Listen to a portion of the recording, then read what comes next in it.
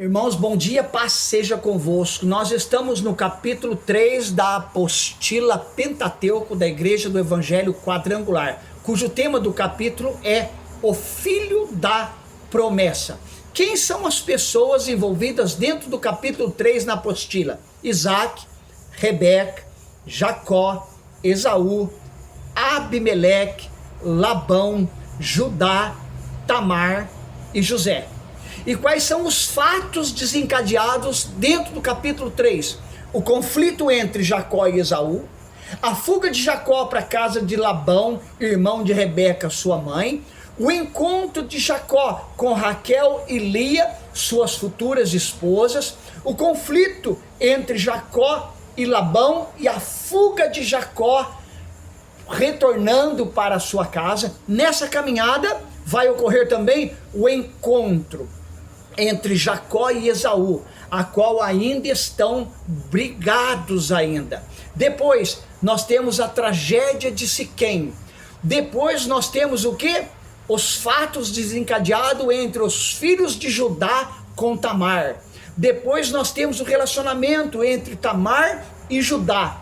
E depois, já fechando o capítulo 3, nós temos os episódios envolvendo José dentro do Egito.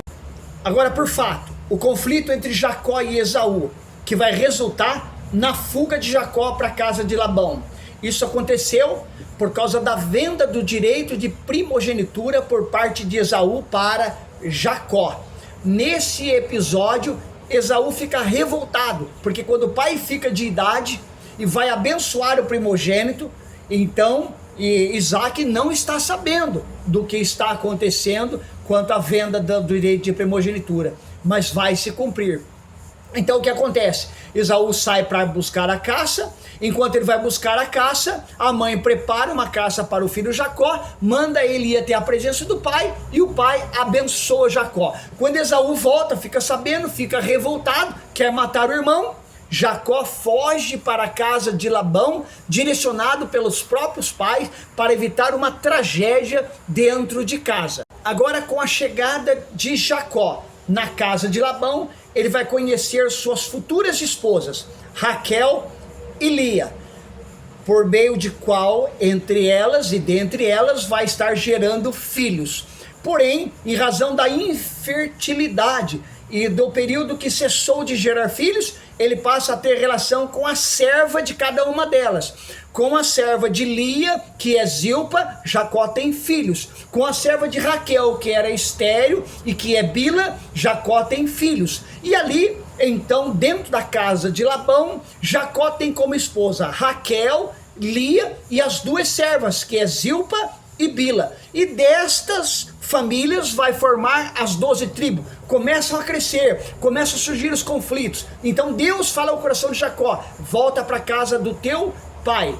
Então Jacó agora, temendo Labão, ele resolve fugir, sair escondido. E ele sai escondido da casa de Labão, levando consigo toda a sua descendência e todos os seus bens. Nesta fuga, Raquel leva junto dela, escondido de Jacó, os ídolos de Labão, a qual, quando Labão dá pela falta de Jacó, também deu pela falta dos ídolos. Sai atrás de Jacó, alcança Jacó, está enfurecido e ele está procurando os ídolos dele, mas não encontra. Nós conhecemos a história, Raquel está sentada em cima dele. Ali ocorre uma reconciliação entre Jacó e Labão, onde Labão na verdade quer ser abençoado por Jacó, e ali reconciliado, Labão volta para sua casa e Jacó prossegue a sua caminhada, retornando para a casa dos seus pais. Retornando para a casa dos seus pais, vai acontecer o outro episódio, o encontro entre Jacó e Esaú. Ele vai passar pelo caminho onde vai encontrar Esaú.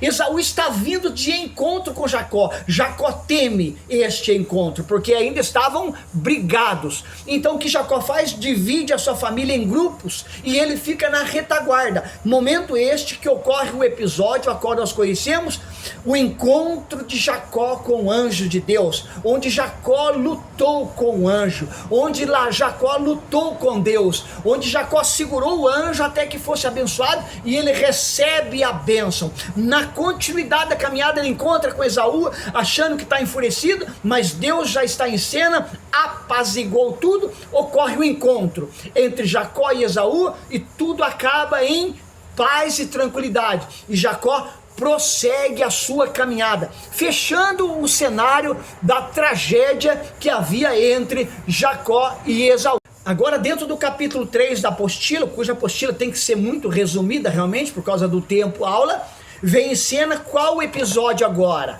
A tragédia de Siquém. O que é a tragédia de Siquém? Nós sabemos que dentre os filhos de Jacó tinha uma filha, Diná. Essa filha, ela é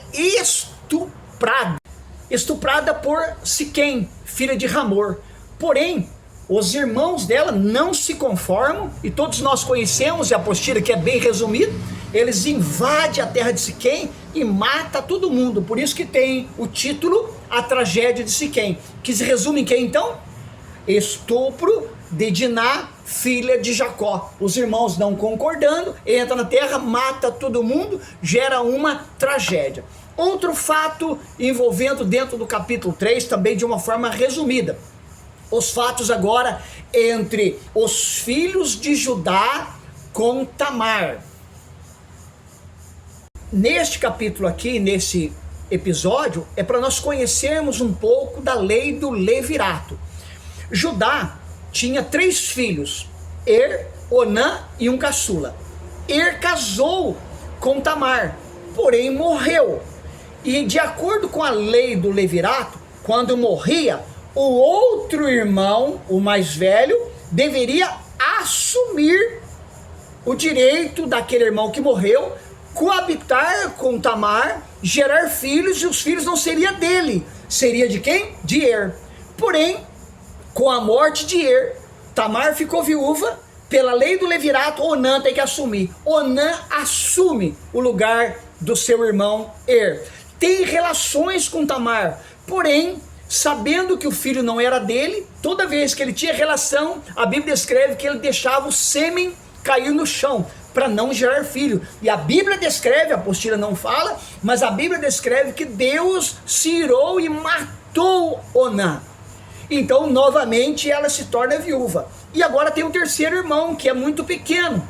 Então, precisou esperar crescer. E quando cresceu, Judá disse: não, eu não vou entregar esse filho para Tamar. O primeiro casou, morreu. O segundo casou, morreu. Essa mulher, ela é uma sepultura aberta. Vou perder meu terceiro filho. Então, ele não consente o casamento. E o que acontece? O episódio dentro desse cenário que eu disse agora. Então Tamar, não tendo relação com o terceiro filho, ela se disfarça de prostituta, se deita com Judá, pai de pai de Onã, pai do caçula que não foi entregue para ela. Se deita com ele, disfarça de prostituta, se deita com ele, tem filho, e quando é descoberta que está grávida, querem apedrejá-la. Então ela invoca dizendo que não foi estupro, não foi adultério, não foi nada errado, foi consentido. Tanto que, eu tenho um objeto dele. Por quê? Porque ela, disfarçada de prostituta, ele teve relação com ela, mas não tinha como pagar, ele deixou objetos com ela.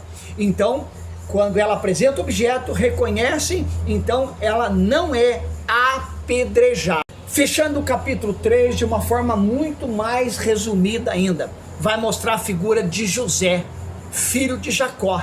Nós sabemos como é, e eu vou falar rapidinho aqui. José não era querido entre os irmãos, ele é levado, jogado numa cisterna, depois vendido, vai parar dentro do Egito.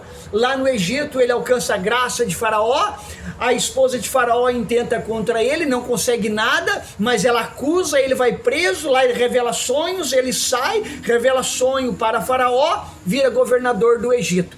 Passado um tempo, ele, como governador do Egito, morre.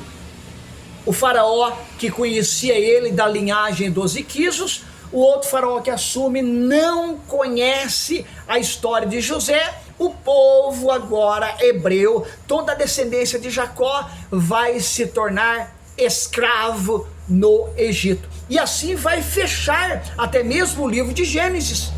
Como? Todo o povo hebreu escravo no Egito. Isto é o capítulo 3 da apostila Pentateuco da Igreja do Evangelho Quadrangular. Como eu disse, repito, tem o título e o tema, o Filho da Promessa. As pessoas envolvidas são, rapidinho, vamos lá: Isaac, Rebeca, Jacó, Esaú, Abimeleque, Labão, Diná, Judá, Tamar, José. Não esquecendo disso. Quais são os fatos que estão ali dentro? A qual eu disse, isso não pode esquecer: conflito entre Jacó e Esaú, fuga de Jacó para a casa de Labão, conflito dentro da casa de Labão, conheceu as esposas, fuga da casa de Labão, encontra com seu irmão Esaú, conflito, mas não é mais um conflito, virou um momento de paz e reconciliação. Depois, tragédia de Siquém, depois o conflito entre Judá e Tamar, e depois fecha o capítulo 3 com um resumo muito rápido da chegada de José e o povo que encerra escravo no Egito. Deus abençoe, paz seja contigo. É um resumo para quem não foi na aula, para quem perdeu a aula, ok?